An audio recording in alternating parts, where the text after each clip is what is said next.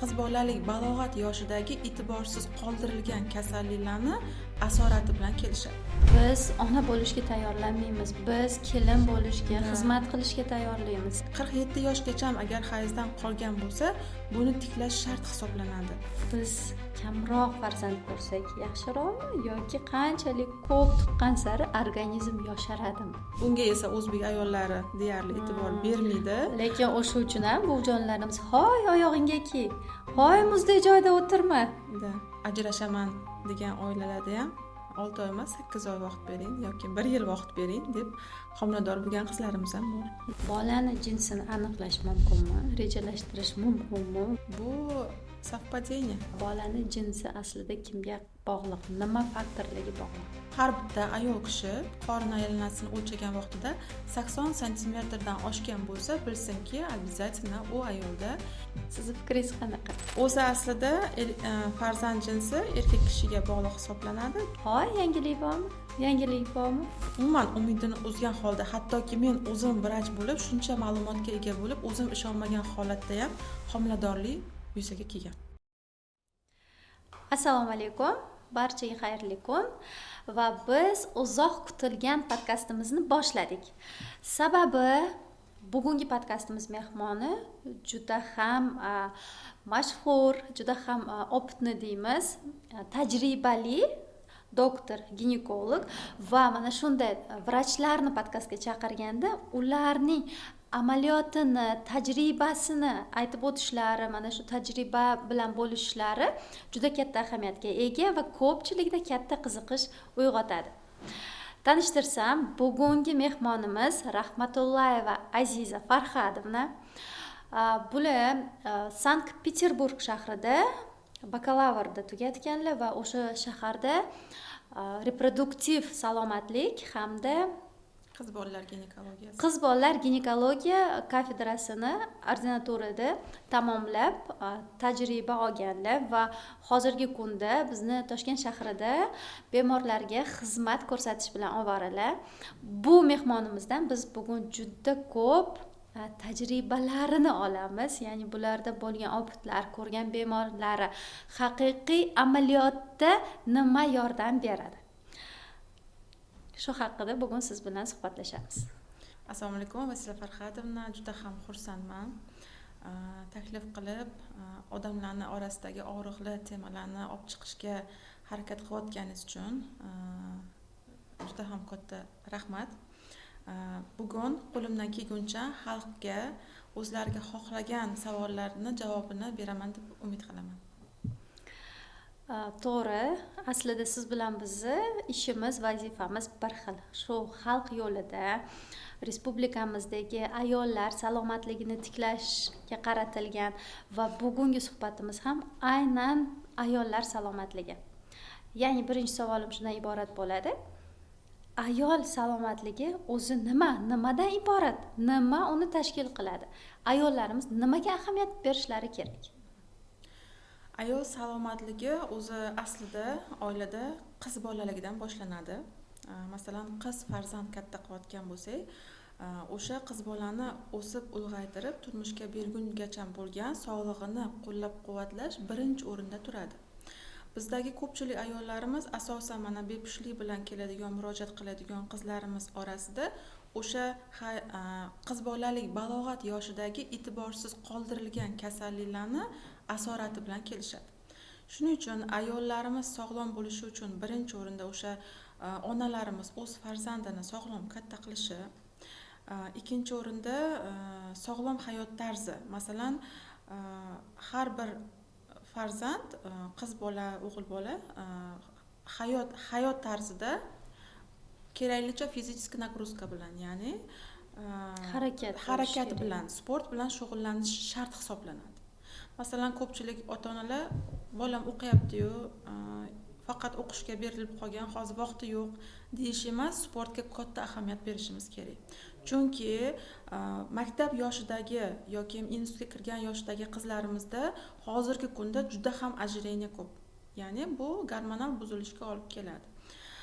Ikkinchidan ovqatlanish. Ovqatlanish bilamiz, hozir 21-asr har xil fast foodlar yoki ximikatli добавкали E moddali ta'm beruvchi, har xil hid beruvchi moddalar solingan mahsulotlar juda ham ko'payib ketgan. Har bir magazinga kirganimizda, masalan, ovqat yeyish iloji bo'lmay qolgan vaqtda olinadigan mahsulotlarning deyarli tarkibi E mahsulotlar hisoblanadi. Bularning barchasi birinchi o'rinda jigar faoliyatiga ziyon yetkazib, jigar bilamizki, oshqozon ichak sistemasi, jigar bu birinchi immun sistemamiz. Jigar faoliyati yaxshi bo'lmaganda gormonal buzilish, ya'ni buqoq bezlarimizda muammo boshlanadi. Ya'ni och qolganda ham birinchi stradать qiladigan organ bu buqoq, bilsangiz agar, endokrinologsiz mendan ko'proq yaxshiroq bilasiz. Buqoq organizmi bu boshqa gormonlarning dirijori, ya'ni ayol kishining barcha ayolligini ushlab turuvchi gormonlarning faoliyatini boshqaruvchi organ. U organda muammo bo'lganda boshqa organlarda ham muammo kelib chiqadi. Qarang, aziz Farhadona, mana hozir aytib o'tgan narsalaringizni xuddiki har birimiz bilamiz. Bilamiz, to'g'ri ovqatlanish kerak, bilamiz hozirgi yeb ichayotgan mahsulotlarni sifati to'g'ri kelmaydi, juda ko'p kanserogenlar, harakatimiz kam, uyqumiz yomon. Lekin masalan tajribada olsak yoki o'zingiz mana sog'lomman deb ayta olasizmi, yoki mana shu ayol salomatligiga nima deydi, o'sha ayolni salomatman deyishi uchun nima punktlar bo'lishi kerak? Punktlar yoki mana tasavvur qiling, hozir bitta yonimizda chiroyli ayol turibdi. Uni siz sog'lom deb aytib bilishingiz uchun qaysi parametrlarga ahamiyat berasiz? Birinchi o'rinda ayol kishi, umuman inson zoti ertalab uyqudan turganda, ya'ni bomdodda turganda charchoqsiz holatda turish kerak. Ya'ni dam olganni his qilgan holatda turish kerak. Agar uyqudan turgan vaqtingizda siz dam olganingizni his qilmasdan o'sha charchoq holda turganingizni o'zi birinchi gormonlar buzilishini bildiradi. Ikkinchidan, sog'lom odam uyqudan turgandan so'ng och qolish kerak. Ya'ni o'zini och qolganligini his qilish kerak. Agarda turgandan so'ng och qolganligini his qilmasa, demak bu ham bitta nosog'lomlik belgisi. Uchinchidan, ayol kishida masalan birinchi o'rinda bilamiz preddiabet holati, bu insulin rezistentность holati ko'rik davrida qorin aylanasini o'lchash bilan birinchi o'rinda aniqlaymiz. Ya'ni har bitta ayol kishi qorin aylanasini o'lchagan vaqtida 80 santimetrdan oshgan bo'lsa, bilsinki, обязательно u ayolda insulinga moyillik bor. Ya'ni saharni diabetga moyillik borligini bildiradi. Undan tashqari ayollarimizda asosiy shikoyatlari bular o'sha yaxshi uxlay olmaslik, soch to'kilishi, teri erta qarishi, erta yuzga ajinlar tushishi, tirnoqni artilishi, bular juda ham ko'p ayollarga sog'lom emasligini aniqlovchi, belgilovchi belgilar. Demak, baribir ginekologga chaqirsam ham birinchi navbatda mana shu semizlik haqida gaplashamiz. Ya'ni ayolim sog'lom bo'lishi uchun birinchi navbatda shu qorin bilan semirish bo'lmasligi kerak. Ya'ni qorin aylanasi 80 santimetrdan kichkina bo'lishi kerak. Bu birinchi parametr. Yana nima ayol kishi uchun? Masalan, sizning yoningizda 18 yoshda bilamiz, kasallik bizda yuzaga kelgandan keyin murojaat qilishadi. Profilaktik doktorga kelish yo'q. Qiz bolani olib kelishda 18-20 yosh, bir oydan keyin to'y erga beryapman, hayzi yo'q. Mana senga 10 kun muhlat, nima qilsang qilib ber. Yoki 8 yosh qiz bolamizda hayz keldi. Bu normami? O'zi ayol salomatligini tashkil qilish bu mana shu hayz sikliga bog'liq. Hayz sikli ham ayol kishini sog'lom yo nosog'lomligini aniqlab beruvchi juda ham katta belgi beruvchi sikl hisoblanadi. Hattoki o'sha hayz siklini o'zi ikki bo'lakka bo'linadi. Masalan, birinchi faza, ikkinchi faza, ya'ni folikulyarniy lyuteinovая faza deyiladi. Bu fazalardagi gormonlar birinchi fazada estrogen gormonlar ayol kishini boshqarsa, ya'ni energiya kuch bersa, ikkinchi fazadagi progesteron gormoni bu ayol kishini tinchlantiradi, og'riqsizlantiradi. Agarda o'sha siklda buzilish bo'lsa, ya'ni ovulyatsiya vaqtida bo'lmasa, ikkinchi davrdagi progesteron gormonining pasayishiga olib keladi. Bu esa og'riqli hayzlar, ayol kishini asabiylashishi, har narsaga раздражённый, ya'ni ta'sirchan bo'lib qolishiga olib kelishi mumkin. Shuning uchun ayollarimiz birinchi o'rinda o'ziga sog'lomlikka tashxis qo'yganda siklni davomiyligiga e'tibor berishi Qanaqa shart. bo'lishi kerak? Normada Normada o'zi qachon, aslida qancha? 24 kundan 36 kungacha bu normal sikl hisoblanadi, lekin har bir ayolning o'zini individual sikli bo'ladi. Masalan, kimdadir har 28 kunda kelsa, kimdadir har 30 kunda. Lekin bitta ayolda, masalan, bir oyda 28 kunda kelsa, ikkinchi oy 32 kunda kelishi kerak emas. Bu norma emas o'zi. Demak, o'sha masalan 21 kundan 40 kungacha qo'pol qilib aytganda bu norma. Da, Shu oralig'ida bo'lishi kerak. 36 kungacha. 36 kungacha. Xo'p, necha yoshda? Endi hozirgi kunda hayot tarzi buzilganligi uchun bolalarni kichkina yoshligidan o'qishga beramiz, kech uxlashadi. Birinchi mana uyqu buzilishi ham gormonlar buzilishiga olib kelishi mumkin. O'shalarning hisobiga qizlarimizda erta gormonal balog'atga yetish yoki kech balog'atga yetish holatlari ham kuzatiladi. Masalan, bilamizki, bosh miyamizda gipofiz bezi joylashgan. Bu bez o'zi ishlab chiqargan gormonlar hisobiga boshqa organlardagi gormonlar faoliyati boshqariladi. Ko'pchilik qizlarimizda o'sha uyqu faoliyati yaxshi bo'lmagandan o'sha bezdagi har xil gormonal buzilishlar ketganligi uchun kichik bachadon, ya'ni детский matka holatlari ham kuzatilishi mumkin. Mana hozir bergan savolingiz bo'yicha 18 yosh turmushga chiqayotgan qiz hayzi kelmagan. Bu yerda bachadon kichkina. Qiz bolada ayollik gormonlari, ya'ni birinchi fazada, birinchi o'sha follikulyar fazada ishlab chiqarilishi kerak bo'lgan estrogen gormon yo'q. O'sha gormon yo'qligi hisobiga qiz bolada hayz holati kuzatilmayapti. Bu esa juda ham besplodiyada og'riqli tema hisoblanadi. Chunki hozir endi 21-asrda O'zbekistonga o'sha har xil lecheniya metodikalari chetdan kirib kelib, vrachlar tomonidan qo'llanilyapti, lekin shu vaqtgacha besplodiyada bachadonni kattalashtirish uchun har xil kichik chanoq sohasiga qilinadigan ukollar qo'llanilgan yoki har xil massajlar qo'llanilgan, lekin bu lecheniyalar bu kasallikda hech qanaqa foyda bermaydi. Hozir ham qo'llaniladigan holatlar bor. Agar mabodo kimdadir o'sha kasallik eshitayotgan xalq orasidagi ayollarimiz ichida kimdir qizi yoki ayolida shu holat bo'lib, gipoplaziya, ya'ni bachadon kichkina holat tashxis qo'yilgan bo'lsa, bunday lecheniyalardan qochishni maslahat beraman. Ya'ni gormonlar faoliyatini to'g'rilasa, bachadon o'z-o'zidan o'z holatiga keladi, ya'ni o'z o'lchamini tiklab oladi. Buni holat juda ko'p, o'sha gipoplaziya, детский matka deymiz. Juda ham ko'p. Детский matka bilan. Demak, buni davolasa bo'ladi. Yana erta hayz kelib qolish holati haqida gapirdik. Necha yosh erta? 10 yosh, 9 yosh, 12 yosh. O'zi aslida norma 11 yoshdan kelish kerak. 11 yoshda kelganda, ya'ni siklichni kelmaydi.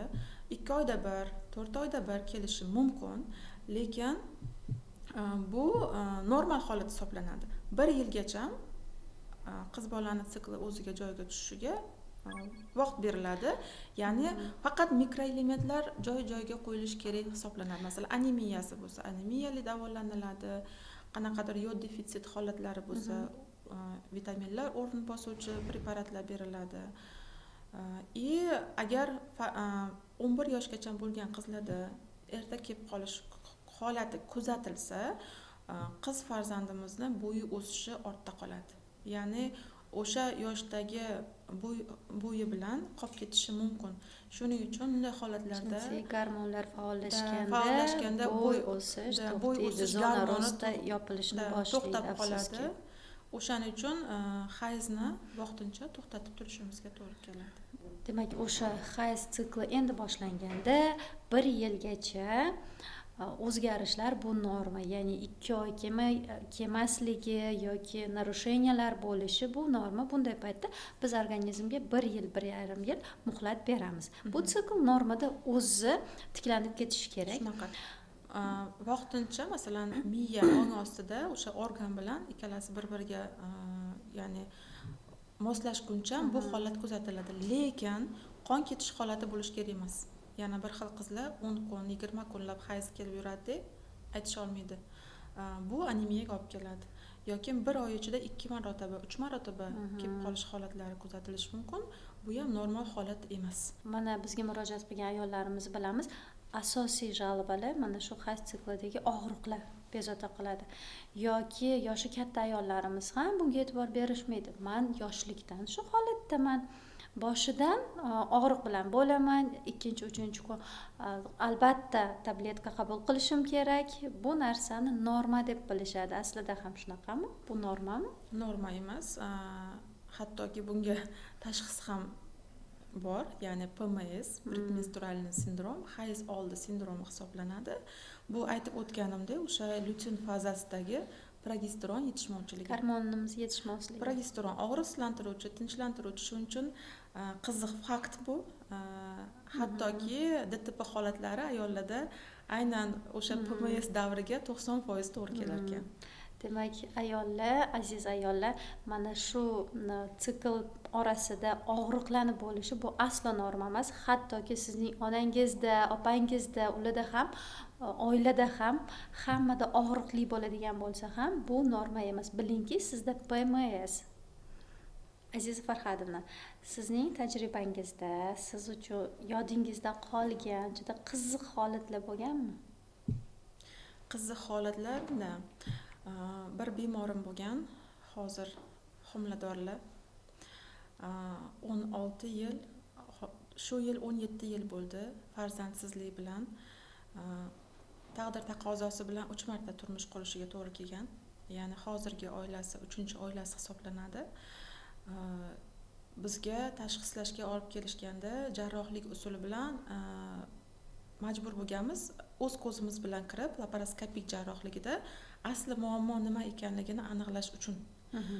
Amaliyot o'tkazilganda ayolimizda bachadon o'zi shakli noksimon bo'lsa, bu ayolimizda bargsimon, ya'ni bachadonning bir tarafi yo'q. O'sha tarafda ham bachadon naylari yo'q, ham tuxumdon yo'q. Ya'ni faqat bachadon yarmi bor. Jarrohlikdan so'ng chiqqanda Aziz Farhadovna, men farzandli bo'la olamanmi deganlarda bo'la olmaysiz deya olmaganman. Bo'lasiz deganman va o'sha bachadonni maydaligi uchun kattalashtirishga lecheniyalar qilganmiz. 1 yil lecheniya, meni oldim kelganda 16 yil besplodие bo'lgan bo'lsa, mana 1 yil deganda homilador bo'ldilar. Hozirgi vaqtda o'zi deyarli 5 oylik homiladorlar. Shunaqa holatlar ham bo'ladi. Masalan, umuman umidini uzgan holda, hattoki men o'zim vrach bo'lib, shuncha ma'lumotga ega bo'lib, o'zim ishonmagan holatda ham homiladorlik yuzaga kelgan. Bu katta mo'jiza. Ilohim eson-omon qo'llariga olsin. Eson-omon qo'llariga olsin. Shunaqa bemorlarimiz ham ko'p bo'lsin aslida. Yana bir kichik bachadon bilan homilador bo'lgan qizim ancha yil, 10 yillar atrofida besplodие bilan yurganlar. Xuddi shunaqa massajga borganlar, har xil joylarda o'sha limfatropik tuxumdonlarga ukollar qildirganlar. Kelib 3 oyda effekt bilan homilador bo'lganlar. Aynan Instagram sahifamda o'sha qiz tomonlama bergan intervyulari bor. Birinchi homilasini qo'llariga olganlardan so'ng 1 yil o'tib, ikkinchi homilasiga egizak homilador bo'lganlar. Hozir 3 ta farzandlari bor.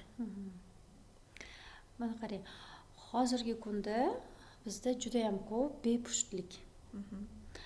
Va mana shu bepushtlikning asosiy sababi nimada? Bepushtlikning asosiy sababi faqat ayol kishiga qo'yilmaydi. Ya'ni hozirgi kunda erkak kishilarda ham bepushtlik, ya'ni taqqoslaganimizda 50% ga 50% hisoblanadi. Ko'pchilik oilalar bor, faqatgina bepushtlik tashxisi qo'yilganda, ya'ni 1 yildan oshganda oila farzandli bo'lmaganda ayol kishi birinchi olib borib tekshiriladi. Shuning uchun agar sizning oilangizda shunaqa holatlar bo'layotgan bo'lsa, albatta birgalikda borib tekshirishni tavsiya qilaman. Ayol kishi taraflama aytadigan bo'lsak, birinchi o'rinda bepushtlikka buqoq kasalliklari sabab bo'ladi. Aynan buqoq kasalligi ayol kishidagi o'sha ovulyatsiya vaqtida bo'lmasligi, ya'ni vaqtida ovulyatsiya bo'lmasa, kech ovulyatsiya bo'lib qolsa, masalan 20 kundan o'tgandan so'ng o'sha ovulyatsiya davri sodir bo'lsa, ichidagi oosit, ya'ni urug'lanish kerak bo'lgan tuxumcha nobud bo'lib qoladi. Shuning uchun ham homiladorlik kuzatilmaydi. Yoki urug'langan taqdirda ham bu atsid nosog'lom bo'lganligi uchun hayz vaqtida homilador kichik muddatda tushib ketishi mumkin. Buni hattoki qizlarimiz bilmasligi ham mumkin. Masalan, ozgina ko'ngil aynishi yoki ko'krak sohasidagi og'riqlar bilan belgi beradida, xuddi hayz siklidek kelib tushib ketib qoladi. Ikkinchi o'rinda metabolizm, ya'ni insulinga moyillik holati, ya'ni insulin qancha qonimizda insulin miqdori, insulin gormoni oshgan sari tuxumdon faoliyati buziladi. Ya'ni tuxumdonni ustini qoplab turgan shilliq qavat qalinlashadi. Bu esa o'sha yana sodir bo'lish kerak ovulyatsiyani to'sqinlik qiladi. To'sqinlik qilgandan so'ng follikula yorilmasdan kattalashib kistaga aylanib qolishi mumkin. Bu esa ertaga operatsiya jarrohlik holatlarigacha olib kelishi mumkin. Qancha follikula yetilmasdan tuxumdonda yig'ilib borgan sari tuxumdon hajmi kattalashadi. Hajmi kattalashgandan so'ng bu yerda ishlab chiqarish kerak bo'lgan ayollik gormonlari faoliyati buzilib ketadi. Ya'ni ko'proq erkaklik gormonlari ishlab ketishiga olib kelishi mumkin. Ya'ni SPKya kasalligi olib keladi. Sindrom polikistozных яичников. Tuxumdonda 20 tadan ortiq follikulalar miqdori aniqlanadi va ayol kishida o'sha tuklanishlar, ovozning o'zgarishlari, ya'ni qo'pol gapirishi, har xil ayol kishidagi bo'lish kerak bo'lmagan o'sha dahan sohasidagi tuklar hosil bo'lishi mumkin. И ожирение. O'sha androgen gormonlarimizni ko'payishi, erkaklashishimizda. Yana 3-o'rinda bu yallig'lanish kasalliklari hisoblanadi. Shamollash kasalliklari. Yallig'langan holda bachadon naylarimiz juda ham o'tuvchanligi yupqa, ya'ni tor hisoblanadi. Hatto soch tolasidan ham ingichka bo'ladi o'tish joylari. Shamollash holatida nima sodir bo'ladi? Shish. Yallig'langanda shishadi. Masalan, oddiy tomog'imiz yallig'lansa ham tomog'imiz shishadi. Xuddi shu holat bachadonda sodir bo'ladi. Bunda ayollar ozgina o'sha выделение kelishi yoki bel sohasida og'riqlarni his qilishi mumkin. Bunga esa o'zbek ayollari deyarli e'tibor bermaydi. Lekin o'sha uchun ham bu jonlarimiz "Hoy, oyog'ingga kiy. Hoy, muzdek joyda o'tirma." Shamollash oldini olish uchun. Bu yerda o'sha naylada o'tuvchanlik bo'lmaganligi uchun, shish hisobiga yopiq bo'lganligi uchun ham homiladorlik yuzaga kelmaydi. Yana bir sabab bu asoratli holatlar, ya'ni yallig'lanish hisobiga o'sha turbalarni bitib qolishi, naylani bachadon ichida jarrohlikdan keyingi iplar qolib ketishi, masalan, kesira bo'lib tug'ilgan ayollarimizda ko'pincha o'sha tikilgan iplar so'rilib ketmasdan bachadon ichiga yig'ilib qoladi. Bu как spiral kabi bachadon ikkinchi homila bo'lishiga qarshilik qiladi. Kecha shunaqa jarrohlik, gastroskopiya jarrohligini o'tkazdik. 11 yildan buyon oila harakat qilishadi. 2 marta Ispaniyaga borib eko qilib kelishgan. Samarasiz. Ya'ni gastroskopiya jarrohligi qilmasdan ba'zan eko nimani blastotsidni bachadonga qo'yishgan. U yerda ip. U esa как spiral bolani o'stirmagan ham, o'sha даже higida chiqmagan. Kecha olib tashlandi. Alloh nasib qilib ularga farzand bersin. Ularda ham bo'lsin. Mana Aziz Farhadovna, bepushtlik dedik. Bepushtlik aslida doimiy jinsiy hayotda 1 yil davomida yashagan juftliklarda agar homila bo'lmasa-gina bepushtlik diagnozi qo'yiladi. Lekin bizda qanaqa? To'ydan keyin 3 oy emas, 1 oydan keyin so'rashni boshlaymiz. "Hoy, yangilik bormi? Yangilik bormi?" 3 oy kutishimiz mumkin. 3 oydan keyin haligi qizimiz o'zi hijolat bo'ladi, 2 xat bo'lmaganiga. Tinch qo'ymaymiz aslida. 6 oy bo'lib ketsa, oho, o'zi xuddiki bir kamchiligi bor ayoldek qarashadi. Agar 1 yil bo'lib ketsa, Xudo ko'rsatmasin, u yerda albatta mana shu psixologik bosim haqida aytmoqchiman-da. 1 yil bo'lmasligi bu norma. Aslida organizmimiz bizda ona bo'lishga, homilador bo'lishga moslashgan. Biz sog'lom bo'lsak, juft sog'lom bo'lsa, mana bu yaxshi muhit yaratilsa, tinch qo'yilsa, aslida turmush bo'lgandan keyin juftliklarni aslida men aytamanki, tinch qo'yinglar, xizmat ham bo'ladi. Shunaqa. boshqasi ham bo'ladi. Hozir birinchi maqsad yoshlar bir-biriga o'rganishi kerak. Jinsiy hayot boshlanganda ularda mikroflora almashinuvi bor, psixologik omillar bor, bir-biriga o'rganishi kerak. Organizm ham bir-biriga o'rganib tabiiy ravishda homila bo'ladi va bu yerda biz qanaqadir preparatlar bilan, dorilar bilan aralashishimiz yoki 1-2 oydan keyin doktor olib chopishimiz, kelinim homilador bo'lmayapti, ana qo'shnim уже tug'ib berdi. Aslida mentalitetdagi muammo ham bor-da. Da. Endi bu fikringizga qo'shilaman. Masalan, oddiy sayohatga chiqqaningizda ham biron joyga o'sha oyda baribir ayol bo'lsangiz, o'sha havo o'zgartirgani hisobiga qanaqadir o'zingizda o'zgarishlar his qilasiz. Sikl buziladi, yana boshqa nimalar bo'lishi mumkin. Ya'ni uxlab turish vaqti o'zgaradi. Qizimiz turmushga chiqqandan so'ng, masalan, qizlik uyida ertalab 6 turish kerak bo'lsa, turmush qurgandan so'ng 4 ta turishga to'g'ri kelishi mumkin masalanda. Bular hammasi o'sha bosh miyamizdagi gipofiz beziga ta'sir qiladi.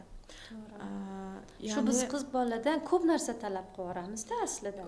Yo'q, talab qilishga bu o'zi yoshligidan o'rgatilganligi uchun u qiz bola o'shanga tayyor bo'lib turmushga chiqqan bo'lishi mumkin, lekin baribir ham organizmga vaqt kerak. To'g'rimi? To'g'ri. Melatonin gormoni, ya'ni melatonin gormoni vaqtida ishlab chiqarilmasa, bu ham bilasiz, baxt gormoni serotonin ishlab chiqishi buziladi, ha? Bular hammasi bizni psixologik расслабленный, ya'ni erkin holatda bo'lishimizga qarshilik qiladi. Erkin bo'lmagan organizm homilador bo'la olmaydi. Qachon organizm o'zini psixologik erkin deb hisoblasa, ya'ni o'sha oilada farzand ko'rib tug'ishga xotirjam bo'lsa, o'shanda homiladorlik sodir bo'ladi o'zi aslida. Aytdingiz-ku, yoshlikdan biz qiz bolani ishga, xizmatga qanaqadir o'rgatgan bo'lamiz aslida deb. Lekin shu joyda shu ham aslida to'g'rimikan? Masalan, biz qizlarimizga ko'proq ilmiy tarbiyani bersak, tushunchalarni, sani asosiy vazifang, masalan, ayol kishisan, biologik ona bo'lish ertaga. Katta qilish, sut orqali emizish, mana shu funksiyalarni biz birinchi o'ringa qo'yishimiz kerak. Lekin ba'zi holatlarda shu balansni yo'qotib qo'yamiz-da. Birinchi navbatda o'sha xizmat tushadi. Qiz boladan bu narsani ko'p talab qilish ham balkim o'sha yosh oila paytida 1 yil yoshlarga muhlat berish kerak deb o'ylayman. Balkim shunda keyinchalik mana shu doktor chopishlar, qanaqadir hayzda o'zgarishlar yoki besplodiya muammolari kamayardi, balkim. 1 yil muddat berish shart. Yana bitta narsa, albatta o'sha muddat ichida ayol kishini homiladorlikka tayyorlash kerak. Ya'ni qanday? Albatta o'sha defitsitlarni yopuvchi vitaminlarni qabul qilish. Masalan, hozirgi kunda bilamizki, nasliy kasalliklarning yuzaga chiqishi juda ham kuchayib ketgan. To'g'ri, chunki Aziza Farhodovna, biz ona bo'lishga tayyorlanmaymiz. Biz kelin bo'lishga, xizmat qilishga tayyorlaymiz. Salomatlik haqida onani birinchi qo'yamiz. Kelinni birinchi bo'lib ona bo'lishga tayyorlashimiz kerak. Shunaqa oilalarimiz bor, masalan, Down bilan tug'ilgan farzandlarini butun umrini bag'ishlab katta qilayotgan onalarimiz bor. Masalan, yaqinda bitta oilam o'sha ikkinchi farzandi Down bilan tug'ilgan. Hozir endi qo'llariga oldilar 4-farzandlarini, o'g'il sog'lom tug'ildi, Xudoga shukr. U ayolimizda tekshirilganda folat o'zi normada, foliyaviy kislota, ya'ni B9 normada 16 dan baland bo'lishi kerak bo'lsa, qizimizda 1.2 chiqqan. 1.25. Juda past. Folat yetishmovchiligi o'sha nasldagi nerv sistemasidagi har xil kasalliklarni qo'zg'ashiga, holatlariga olib kelish mumkin. Shuning uchun bu yerda homilador bo'lish muhim emas. Bu yerda sog'lom farzand tug'ish muhim hisoblanadi. Shuning uchun birinchi bo'lib обязательно o'sha qizimizni ona bo'lishga tayyorlashimiz kerak. Aziza Farhodovna, mana ayolimiz agar homilador bo'ldi, birinchi navbatda u salomatligida nimalarga ahamiyat berishi kerak? Vazn qanaqa bo'lishi kerak? Qanaqa analizlarni topshirishi kerak? Qaysi doktorga borishi kerak? Birinchi bo'lib o'zi aslida ayol kishi hayzi kelmasdan testda o'sha положительный belgini ko'rgandan so'ng, yana homiladorlikni belgilagandan so'ng birdan o'ziga borish kerak emas, o'zi tekshiruviga. Bu hamma qizlarimizga tegishli, chunki test положительный chiqqandan o'ziga borishadi. Ya'ni как будто o'zida birdan ko'rinib qoladi. Keyin masalan hayzi kelmadi. Bir kun hayz o'tdi, ha? O'sha kunga 20 kun qo'shgandan so'ng o'zi tekshiruvga chiqishni tavsiya qilaman. Ya'ni o'sha davrda siz homilani yurak urishini ko'rib, o'sha homiladorlik qanaqa o'sayotganiga to'g'ri baho bera olasiz. Agar siz chindan ancha vaqt homiladorlikni kutgan bo'lsangiz va bolangiz rivojlanayotganini bilmoqchi bo'lsangiz, HGC analizini qondan topshirib, o'sha muddatgacha bilib turishingiz mumkin. Masalan, HGC analizini har 4 kunda yo 5 kunda topshirib, o'sayotgan bo'lsa, demak homilangiz o'syapti. Uni o'zi qilgan bilan u homilaga hali yurak paydo bo'lmaguncha o'lcham berish yoki qanaqa rivojlanayotganini aniqlash o'zi tekshiruv orqali noto'g'ri hisoblanadi. Undan tashqari yana agarda homilador bo'lgan ayolimizda ojireniya holati bo'lsa, ya'ni ortiqcha vazn holatlari bo'lsa, birinchi o'rinda qon quyuvliklariga analiz topshirish shart. Ya'ni qon quyuv bo'lganda o'sha blastotitlar trofoblastlarga aylanib, yo'ldosh endi hosil bo'layotganda o'sha xariyonlarimizdagi kapillyar tomirlar juda ham kichkina bo'ladi. U yerdagi qon aylanish bo'lishligi uchun, ya'ni bolaga qon yaxshi yetib borishligi uchun ayol kishida qon quyuvligi bilan muammo bo'lish kerak emas. Shuning uchun ham hozirgi kunda rivojlanmay qolayotgan homiladorliklar juda ko'p ketgan. Не развивающийся беременность deymiz. Homiladorlarim orasida shunaqa даже homiladorlarim borki, hozir 5-homilasini ko'tarib, qo'lida hali farzandi yo'q homiladorlarim bor. Ya'ni homilador bo'lgandan tug'guncha ham kliksan oladigan homiladorlarim bor. Ya'ni bu AFS sindrom deyiladi, antifosfolipidniy sindrom. Bu kasallikning ham asosiy sababi o'sha ojireniya, kam harakatlik hisoblanadi. Mana homilador ayollarimizni hammasi ham torch infeksiyaga topshirishi shartmi yoki qanaqadir belgilar, toshmalar yo shamollashli bo'lsagina topshiradimi? O'zi aslida homiladorlikgacha topshirilishi kerak bo'lgan analiz torch infeksiyalarga, ya'ni homilador bo'lgandan so'ng torch infeksiyaga qondan topshirishadi. Hozir o'sha protokolga kirg'azilgan, ya'ni u yerda immunoglobulin M kirg'azilgan protokolga, lekin nimagadir hamma joyda immunoglobulin G ga tekshiriladi. Immunoglobulin M bu o'sha kasallik bilan oxirgi 7 kun, 10 kun ichida kasallanganmisiz yoki yo'q chiqarib beradi. Bunga qarab esa lecheniya qilish mumkin. Lekin immunoglobulin G qonda torch infeksiyalar, o'sha taksoplazma, rubella, xlamidiya, o'sha hamma torch infeksiya kiruvchi infeksiyalar G da agar положительный chiqadigan bo'lsa, bu davolanilmaydi. Ya'ni bu qizimiz qachondir o'sha gerpes yoki sitomegalovirus bilan kasallanganki, hozirgi vaqtda o'sha kasallikka organizmda immuniteti bor. Chindan agar bu infeksiyalar bor yo'qligini bilmoqchi bo'lsa, o'sha qondagi immunoglobulin M tekshiruvi yoki eng yaxshisi mazok PCR tekshiruvi tekshirish shart hisoblanadi. Torch infeksiyalardan eng qo'rqinchlisi hozirgi kunda eng ko'p tarqalgani bu taksoplazma hisoblanadi. Taksoplazma xom go'shtlardan, mushullardan yuqadigan infeksiya. Tekshirish kerak. Taksoplazma hisobiga bolalarimiz gidrotsefaliya, ya'ni o'sha bosh qismidagi suyuqliklar bilan tug'ilish holatlari bu ertaga o'sha bolani aqlan orqada qolishiga olib kelishi mumkin farzandni. Shu infeksiyalarga homiladorlikgacha tekshirilib, agar mabodo aniqlansa, davolanib, so'ng homilador bo'lish tavsiya qilinadi. Chunki bu infeksiyalar agar mabodo homiladorlikda chiqqan bo'lsa ham davolash imkoni yo'q.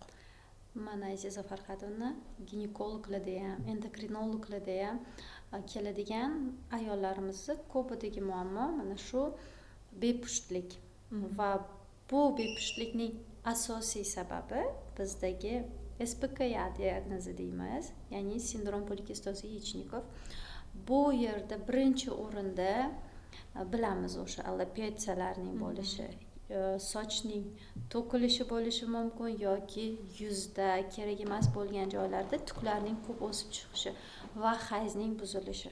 Mana shunday holatlardagi bemorlaringizda qancha vaqtda yaxshi bo'lib ketadi, ya'ni davolanadi? Davolanishga qancha muddat ketadi?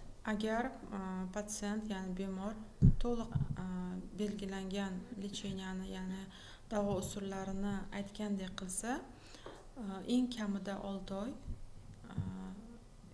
o'rtacha 1 yil yoki eng ko'pida 2 yil vaqt ketadi. Chunki bu kasalliklarni kelib chiqish uchun ham yillar vaqt ketgan. To'g'ri, lekin ular o'sha ikki qat bo'lmagani uchun faqat shuning uchun ham ginekolog almashtirib yuradigan qizlarimiz juda ham ko'p bo'ladi. Masalan, bitta ginekologga borsa, ginekolog reproduktologga borishsa, effekt ko'rmadimi, to'liq o'sha lecheniyani to'liq tashab qo'yishadi-da, yana oxirigacha olib borishmaydi.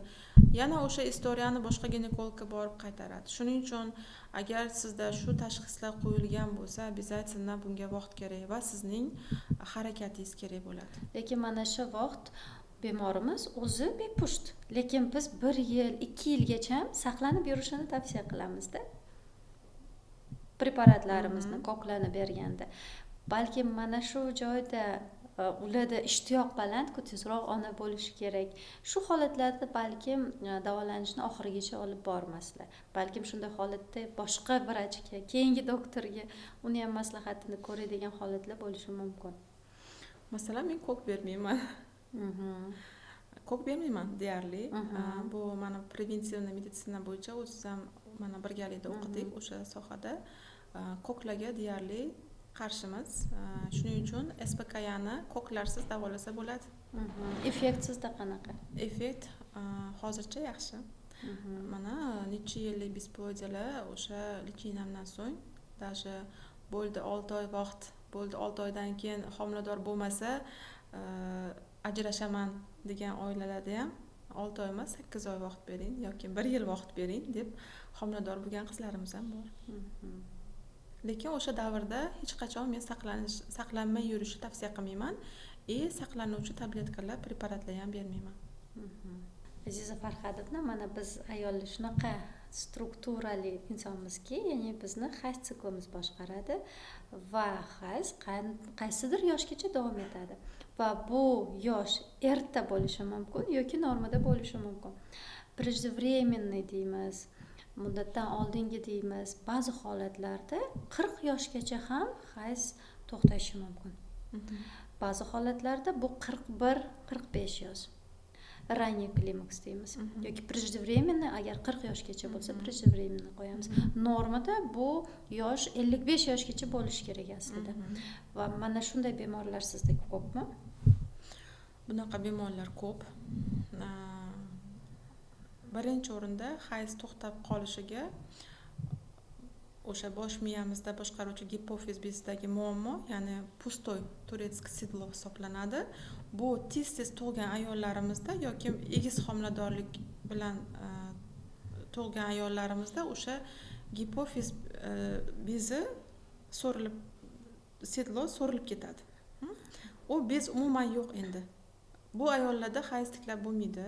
Ya'ni bu tashxis qo'yilgandan so'ng faqatgina zamestительная гормональная terapiya, ya'ni gormonlar o'rnini bosuvchi terapiya bilan ayol kishini o'sha organizm sog'lig'i uchun gormonlar qabul qilib turish mumkin.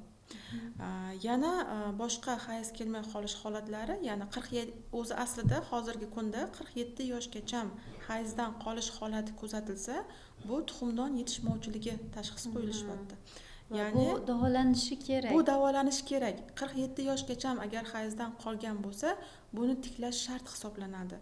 Chunki bu yerda yoki prolaktin gormoni hisobiga tuxumdon yetishmovchiligi bo'layotgan bo'lishi mumkin, yoki testosteron gormoni buzilishi hisobiga tuxumdon yetishmovchiligi bo'layotgan bo'lishi mumkin, yoki buyrak usti bezlari hisobiga. Masalan, buyrak usti bezi juda ham hozirgi kunda o'sha organizm deyarli ko'p vrachlar hozir aqlan tushunib yetib, o'sha organni davolashga, ya'ni o'sha organni podдержка qiluvchi lecheniyalar qilayotgani bu juda ham yaxshi. O'sha organdagi muammolar hisobiga hayz tiklamasligi mumkin. Buni esa tiklasa bo'ladi. Tiklanishi kerak. Da. Mana bizda 40 yoshmi, 45 yosh, 47 yosh ham bo'lsin, bolalarim bor-ku, hayz erta boshlansa ham e'tibor berish bo'ldi, menga yetadi. Lekin buni davolash kerakligini tushunmaymiz. Biz iloji boricha o'sha 55 yoshgacha va undan-da ko'proq yoshgacha hayz siklini ko'rishimiz kerak. Chunki bu bizning o'sha suyaklarimizning salomatligi, osteoporozni oldini olish, har xil kasalliklarni oldini olish, plus erta qarimaslikni ta'minlab beruvchi omil aslida. Shunaqa estrogen gormoni o'sha bo'lmaganda CD pochka yo'llari orqali o'sha tanamizdagi ftor, kalsiy, fosfor kabi suyak mustahkamligini ushlab turuvchi mikroelementlar hammasi chiqib ketadi. Ya'ni yuvilib ketadi. Undan tashqari o'sha tomir sistemasini tozalanishi, ya'ni xolesterinlar yig'ilib boshlaydi. Bu esa ertaga infarkt, insult kasalligiga va oshqozon osti bezi ishdan chiqib erta sahr kasalligiga olib kelishi mumkin. Shuncha kasallik kelishi mumkin. Va agar sizda ham erta klimaks, ya'ni 50 yoshgacha klimaks uchrayotgan bo'lsa, bunday paytda albatta doktorga uchrashib, zamestительная гормональная terapiya deymiz. Bu preparatlarni qabul qilgan holatda siklni to'g'rilashingiz kerak. Bu sizning suyaklaringiz salomat bo'lishi, ya'ni va qandli diabet bo'lmasligingiz juda ko'p kasalliklarni oldini oladi aslida. Aziz Farhodovna, mana bizning respublikada biz bilamiz, bolajonimiz, bolalarni yaxshi ko'ramiz va ayollarimiz bitta, ikkita bola bilan qoniqishmaydi, to'g'risi. Yana hozir urfga kirdi, moda bo'ldimi, 4 ta, hattoki tanishlarim orasida 5 talab farzand ko'rishyapti. Buning ayol salomatligiga ahamiyati qancha? Biz kamroq farzand ko'rsak yaxshiroqmi yoki qanchalik ko'p tuqqan sari organizm yosharadimi? Sizning fikringiz qanaqa? 40 yoshda yosharish uchun tug'ilmoqchi bo'lgan ayollarimiz kelishadi. Organizmini tekshirganingizda u bolaga hech qanaqa u organizmda berish kerak bo'lgan vitaminlarni hech qaysi qolmagan bo'ladi. Agar ayol kishiga tug'ishga qarshi emasman. Agarda ayolda defitsit holatlari bo'lmasa, farzand dunyoga keltirish bu ayol kishini fiziologik vazifasi hisoblanadi. Shuning uchun meditsinada muddat qo'yilgan.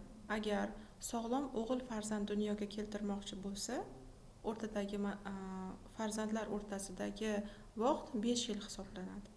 Sog'lom qiz farzand dunyoga keltirish uchun 3 yil. Shuning uchun o'rtacha endi siz qaysi qiz o'g'il tug'ilishini bilmaganligingiz uchun o'rtacha 3 yil deyiladi. Ya'ni birinchi farzand bilan ikkinchi farzand o'rtasidagi muddat 3 yil hisoblanadi. Agarda siz 3 yildan erta homiladorlikni rejalashtirayotgan bo'lsangiz, ya'ni rejalashtirsangiz, обязательно defitsitlarni yopib, undan so'ng homilador bo'lish tavsiya qilinadi. Ya'ni ayol kishi farzand dunyoga keltirgandan so'ng dunyoga keltirayotgan vaqtda qon yo'qotiladi. O'zdagi vitaminlar o'sha qon orqali ketadi. Normal qon yo'qotish 1,5 litr deyiladi. U 1,5 litr qon yo'qotishni normasi bo'lmaydi. O'zi aslida har qanday qon yo'qotishda, masalan, agar ayol kishida anemiya holati tashxisi umuman qo'yilgan bo'lsa, hattoki hayz davrida, o'sha 7 kun hayz davrida qon ko'paytiruvchi preparat qabul qilish shart hisoblanadi. Ayol kishi umuman fiziologik, emotsional sog'lom bo'lish uchun unda o'sha defitsitlarni yopishi shart hisoblanadi. Demak, mana shu ko'p farzand ko'rish bu ayol organizmini aslida yoshartirmaydi. Yosharish uchun bitta tug'gin deyishadi-ku, qoning yangilanadi. Bu tushuncha noto'g'ri. Biz har bir farzandga uni o'zimizdagi vitaminlarni, salomatligimizni beramiz farzandga. Homiladorlik davrida o'sha defitsitlar bo'lmasligi uchun to'g'ri ovqatlanish shart. Albatta, sog'lom turmush tarzi har bir kasallikni negizida turadi. Shunaqa. Bizdan birinchi o'rinda ish qilishimiz kerak. Ovqatlanish ikkinchi o'rinda. Bitta ovqat yeganda ham chaynamasdan yutib yuborish. Tez ovqatlanish bu ham hazm bo'lmaslikka olib keladi. O'sha yegan to'g'ri yaxshi ovqat yeyishingiz mumkin, lekin uni o'tirib vaqt ajratib yemaganligingiz uchun ham sizga o'sha ovqatdagi vitaminlar o'tmaydi. Ya'ni o'sha og'iz bo'shlig'idagi fermentatsiyalar bilan aralashib oshqozonga tushmaydi. Bu esa xuddi lekin kirgancha bu chiqib ketadi. har birimizda qonimizga so'rilib ketgan odatlarda bolamizga tez ye, tez bo'l. Da. Qayerga shoshilamiz? Bolaga sekin yeyishi, Shunaqa. yaxshilab chaynab yeyishni o'rgatishimiz kerak, u salomat bo'lishi uchun. Shunaqa. Xo'p, mana bolani jinsi haqida gaplashdik. Bizda hamma o'g'il ko'rishni xohlaydi, ayniqsa 2 ta, 3 ta qizdan keyin. Birinchi agar o'g'il bo'lsa ham ularda nima deydi, faxr tuyg'usi bo'ladi-da. Mana shu bolani jinsini aniqlash mumkinmi? Rejalashtirish mumkinmi? Va bolani jinsi aslida kimga bog'liq? Nima faktorlarga bog'liq? Bolani jinsini rejalashtirishga umuman men qarshiman. Har xil kitayskiy, yana qanaqadir tayskiy kartalar bor, mavjud. O'shanga qarab karta tuzib berishadi. Bu совпадение, ya'ni to'g'ri tushish. Garantiya yo'q. 50% holatda to'g'ri tushsa, 50% holatda noto'g'ri chiqadi. O'zi aslida farzand jinsi erkak kishiga bog'liq hisoblanadi, chunki odamzod xromosomalardan tashkil topgan, ya'ni ayol kishi 2 ta X xromosomadan tashkil topgan bo'lsa, hujayralari, erkak kishida bitta X, bitta Y xromosomadan tashkil topgan.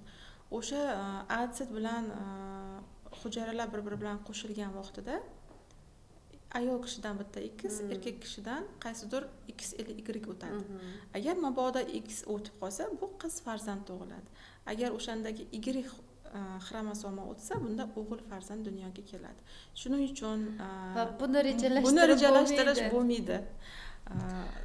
Mana bu hamma narsa совпадение. Mana hammasi u kuni Allohdan bitta bemorim karta tuzdirganlarda, 2 ta homiladorligi qiz, bu 3-farzandi. Bunisi homilamda toksikozim boshqacha, yoki yuzlarimdan o'g'ri chiqyapti, yana go'sht yegim kelyapti, menimcha o'g'il bo'lsa kerak, o'g'ilga hisoblatganman deyaptilar-da, no, qiz farzand. Bular hammasi qolgan ma'lumotlar, bular hammasi mif. Ya'ni to'g'ri kelish mumkin qaysidir holatda, qaysidir holat to'g'ri kelmasligi. Va bu yerdagi o'sha o'g'il kutilgan va bu holatda qiz tug'ilgan paytda bu qizning ruhiy holati juda ham nosog'lom bo'ladi.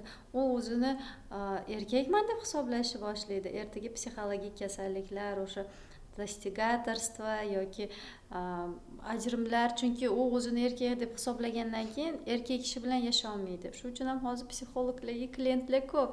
Va mana shu bolani jinsini hisoblaganda, masalan, men ayol kishiman, menda XX. Siz erkak kishisiz. Siz XY bo'lganingiz uchun ham erkaksiz. Va mana shu qaysi qo'lingizni berishingizga qarab bolani jinsi aniqlanadi. Bitta qo'lingizni bersangiz, menda X, sizda X, bu qiz farzand bo'ladi. Agar bu qo'l bilan ko'rishadigan bo'lsak, bola o'g'il bo'ladi. Menda bir xil, qaysi qo'lni berishimni farqi yo'q. Hamma fakt sizda. Hamma narsa sizda.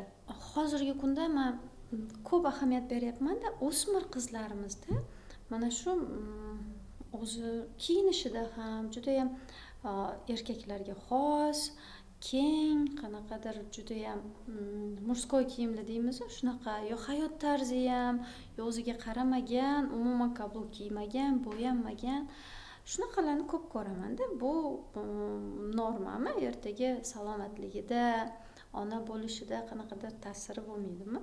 Men psixologiya uncha qiziqmayman, ya'ni uncha psixologiya taraflama o'qib o'rganmayman. No, meni fikrim o'sha qiziqdi sizda kelganda, men psixologik tarafdan ko'raman-da bularni. Lekin sizga ginekolog sifatida kelganda ular sog'lom bo'ladimi? Da, bir xil masalan testosteron ko'p qizlarimizda o'ziga qarab, kipriklar iktirib, o'ziga qarab yuradigan, ya'ni женственность ko'rganda u qizda testosteron baland ekanligini shubha qilmaydigan holatlar ham bo'ladi. U holati gormonal tarafini aytib berishi juda ham qiyin. Ya'ni gormonlar umuman boshqa narsani aytish mumkin. U muhit hisobiga kelib chiqqan holat hisoblanadi. Masalan, kiyinishi bu muhitdan. Ya'ni chetdagi kiyinadigan, ya'ni chet mamlakatlarda hozir har xil Instagramlar bor, TikToklar bor, YouTubelar bor. Ular prosta taqlid qilganligi uchun deb o'ylayman. Chunki meni oldimga keladigan qizlarda kiyinishiga qarab gormonlarini agar taqqoslaydigan bo'lsam, mos kelmaydi bir-biriga.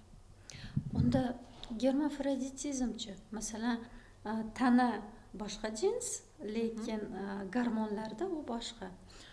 Bu umuman boshqa mavzu. Bu endi og'ir mavzu hisoblanadi. Kam uchraydi. Bu juda ham kam uchraydi. Endi unaqa patsiyentim ham bo'lgan. O'zi aslida hozirgi ko'rinishda erkak kishi bo'lib yashaydi. Lekin oyisi, как men preventivniy vrach bo'lganligim uchun, yosh farzand bolalarga ham qaraganligim uchun o'z oilari menda davolanganliklariga mendan maslahat so'raganlar va genetikasini tekshirtirganimizda Erkak bo'lib chiqqan? Yo'q. Ayol kishi? 50-50. 50-50. Ham erkak emas, ham ayol emas. Tug'ilganda nima diagnoz? Ularda 47 ta xromosoma bo'ladi. Sog'lom odamda 46 ta X, masalan, sog'lom qiz bolada 46 ta XY bo'lsa, ularda 47 ta. Unda shunda nima? XY mi? 47 ta xromosoma XY plus дополнительно bitta xromosoma lishniy. Qaysi X mi Y? X lishniy. X. Da. Demak, ko'proq ayol ekan. XXY bo'lsa 47 ta unga xromosoma. ko'proq ayol deb tashxis qo'ya olmaysiz, chunki 50 ga 50 hisoblanadi. Prosta xromosomalarni sinish holatiga bitta lishniy X paydo bo'lgan. U odam endi psixologik taraflama o'zini kim deb hisoblasa, o'sha holatda yashashligi mumkin. Mana Aziza Farhadovna, onamizning yoshi bolaning salomatligiga ta'sir qiladimi? 20 yoshda tug'ruq yoki o'sha 40-45 yoshdagi tug'ruqda farq bormi? Farq bor. Yoshlikda organizmda metabolizm eng yaxshi sog'lom vaqtida homilador bo'lish, masalan, bu 20 yoshdan so'ng hisoblanadi. Metabolizm zo'r bo'lganda farzandga kerakli mikroelementlarni o'zi iste'mol qilgan produktlardan ham bera olish mumkin. Yana ikkinchidan, ayol kishida tuxumdon faoliyatini bazasi bo'ladi. Buni antimüller gormon bilan biz o'lchaymiz. Antimüller gormoni yil o'tgan sari tushib ketadi, ya'ni o'sha atsidni sifati tushadi degani. 35 yoshdan so'ng o'sha AMG gormoni birdan pastga tushganligi uchun, masalan, ovulyatsiya davridagi 3 ta atsiddan bittasi urug'lanishga sog'lom degani. U ham qanaqadir genetik kasalliklarni o'zini nimasida ushlashi mumkin. Genida ushlashi mumkin, o'sha tuxumcha ham. Shuning uchun yosh katta bo'lgandan so'ng 35 yoshdan so'ng o'sha 7 avloddagi genetik kasallarni yuzaga kelishiga olib kelishi mumkin. Shuning uchun ham 35 yoshdan keyin homiladorlik bo'lganda обязательно screening markazlarida genetikaga tekshirish shart deb aytishadi. Haqiqatan ham statistika bo'yicha ham o'zi aslida o'shanaqa nogironlik bilan tug'ilgan bolalar o'sha yoshi kattalarda uchraydi. Katta yoshda tuqqan ayollar. Endi katta yoshdagi metabolizmga keladigan bo'lsak, mana insulin balonligi bo'ladigan bo'lsa, insulin balonligi bilan yoki sahr bilan homiladorlik ko'tarib, insulin balon ayol homilador bo'lsa, o'sha homiladorlik davrida gestatsion sahrni diabet bo'lib qolishi mumkin. Bu bitta qadam hisoblanadi. Sahr balon bilan homiladorlik ko'tarib u farzandni dunyoga keltirsa, bolada nerv sistemasi bilan muammo bo'ladi. Nima uchun mana bu autizm kasalliklar juda ham ko'payib ketgan. Даже hattoki yosh katta emas, katta bo'lmasa ham o'sha insulin rezistentnisi yoki sahrni diabeti bo'lgan onalardan tug'ilgan farzandlarda раздраженный bolalar, ya'ni nima qilayotganini bilmaydi. Раздраженный, giperaktiv bolalar. Giperaktiv tashxisi hozir juda ham ko'p qo'yishyapti, to'g'rimi? Autizm bilan masalan Toshkentni o'zini oladigan bo'lsak, deyarli именно autizmlar uchun nima pitaniya sotiladigan sentrlar даже ochilgan. Bemor ko'pligidan. To'g'rimi? Shuning uchun to'g'ri, katta yoshda tug'ish, farzand dunyoga keltirish bu alohida mavzu, lekin ayol kishi qaysi yoshda bo'lishidan qat'iy nazar, albatta o'sha ona bo'lishga tayyormi, ya'ni sog'lom farzand dunyoga kelishga tayyormi bilib, so'ngra rejalashtirib tavsiya qilaman. Demak, umumiy qilib aytganimizda ayolimiz o'zini sog'lomman deb bilishi uchun birinchi navbatda regular hayz sikli bo'lsin, og'riqsiz, semiz bo'lmasin, qorin bo'lmasin, ayniqsa yetarli harakatda bo'lsin, vaqtida uxlasin, uyquchi bo'lsin, stress bo'lmasin, doim yaxshi kayfiyatda bo'lsa, menimcha mana shu ginekologik kasalliklarni ham ko'pi oldini olinadi. Shunaqa. Lekin yaxshi sifatli hayotda ko'p kasalliklar kelib chiqmaydi. Yo'q, nima demoqchiman, masalan, ko'p ayollar keladi-yu, bitta o'sha 10 minutlik mashq tashlab berasiz-da, o'shani qilib ber desangiz, u bitta o'sha 10 minutlik mashqni ham qilmaydi. Ha, dangasalik. To'g'rimi, noto'g'rimi? Ertalabki bitta o'tirib dihательный упражнение tashlab beraman, bitta nafas mashqini qilib bering. O'shani o'zi sizda tanangizda ham masalan ruhan bo'shashadi odam. Kislorodni to'yinish hosil bo'ladi, miyaga kislorod yetib boradi. Miyaga kislorod yetib borsa, ayolda ham qanaqadir fikrlar paydo bo'lishi mumkin. Masalan, oilasiga foyda tegadigan yoki bolalariga foydasi tegadigani, o'sha mashqni o'tirib qilinadigan mashq qilishmaydi. To'g'ri, bu bizni erinchoqligimizdan, dangasaligimizdan. Lekin mana shu yaxshi hayot dedik-ku, yaxshi hayot yoki boy bo'lib yashash, pul o'zi aslida odamni, insonni buzadi deb o'ylamayman. Chunki hayot tarzimiz oshgan sari, sifat bo'lgan sari biz agar dangasa bo'lsak, dangasaligimizcha qolamiz. Kambag'almizmi, boymizmi?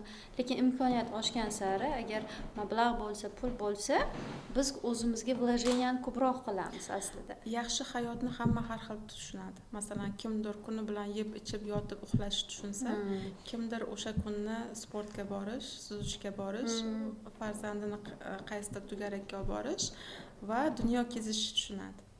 Shuning uchun anglab olish kerak, yaxshi hayot qaysi biri ekanligini. Yaxshi sog'lom hayotda yashash bu har bir odamni dunyoga kelgan vazifasi hisoblanadi. Ya'ni farzand dunyoga keltirib, uni qaramasdan prosta o'stirish, ya'ni 2-3 mahal ovqatini berish bu noto'g'ri narsa. Uni ertaga kelajagi uchun yetuk qilish, harakatda bo'lish bu sog'lom odamni vazifasi hisoblanadi. To'g'ri. Lekin mana aytadi, pul insonni buzadi deb. Yo'q, pul insonni buzmaydi. O'sha u boy bo'lishdan oldin o'zi buzuq bo'lgan bo'ladi deydi-ku.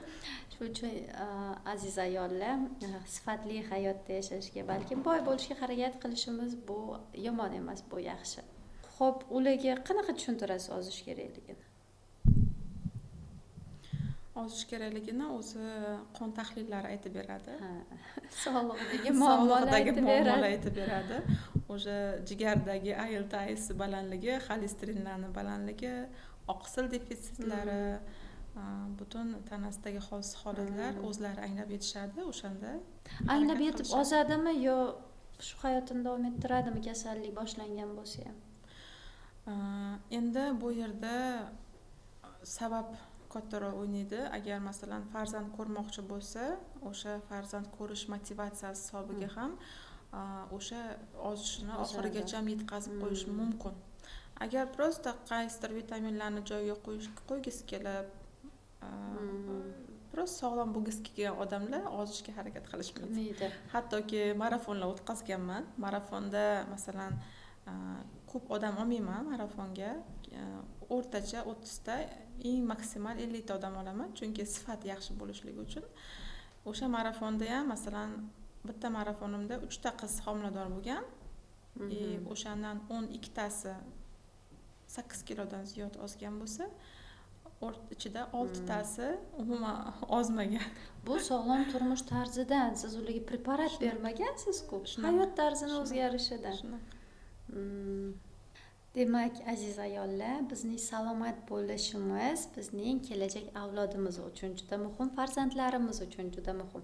va bizning yaxshi kayfiyatda bo'lishimiz bu oilaning muhiti, hattoki turmush o'rtog'imizning omadi, kayfiyati hisoblanadi. Shuning uchun o'zingizni seving, o'zingizga ko'proq mehr bering, salomatligingizga e'tiborliroq bo'ling deb qolaman. Va bugungi tashrif uchun Aziza Farhadovnaga katta rahmat deyman. Sizga ham rahmat. Bugun vaqtimiz qisqa bo'lsa ham ma'lumot olishga harakat qildim, lekin agar kuzatuvchilarda doktorimiz bilan o'zlarini uchrash niyatlari bo'ladigan bo'lsa, bemalol ular nomerlarini qoldiramiz. Chunki haqiqatdan juda ko'p bemorlarga xizmat ko'rsatib, sifatli xizmat ko'rsatib, yaxshi rezultatlar olib kelayotgan mutaxassis hisoblanadi. Tashrif uchun rahmat. Rahmat. Agar mabodo kuzatuvchi qizlarimiz orasida juda ham qiziqqan savollari bo'lsa, barchasini yozib qolishingizni so'rayman. Keyingi xudo xolasa uchrashuvimiz tashkil topilsa, yana o'sha savollaringizga javob beramiz. Nima qilasiz? O'sha yaxshi savol jo'natgan ayolimizga sovg'angiz ham bormi? Mayli, sovg'a beramiz. Sovg'a berasiz. Bo'ldi. Demak, savollarni yozinglar, sovg'ani kutib qolamiz Aziza Farhadovnadan. Rahmat. Sog'lom onadan sog'lom farzand tug'iladi. Aziz kuzatuvchilar, e'tiboringiz uchun rahmat va qanaqa mutaxassislar bilan suhbatlashishimizni xohlasanglar, izohlarda yozib qoldirishinglar mumkin. Sizlarga kerakli yaxshi doktorlarni chaqirib, ulardan intervyu olishga harakat qilamiz. Salomat bo'ling.